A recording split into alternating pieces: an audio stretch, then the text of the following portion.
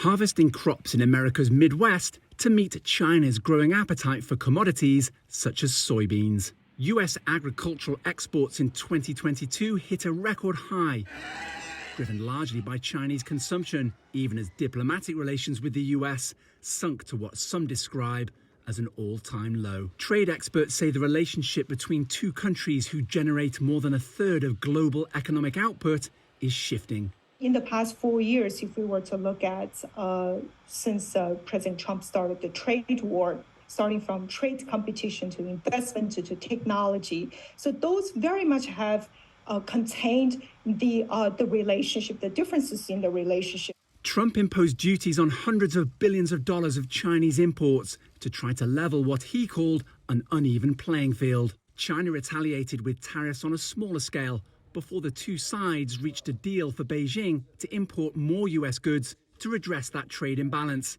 But tensions in the trading relationship between the world's two biggest economies remain.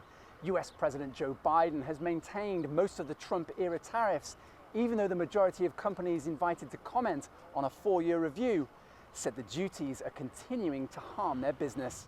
As well as US consumers, the government's own accountants estimated duties imposed by Trump on most of Washington's major trade partners would reduce household income by around $1,300 in 2020.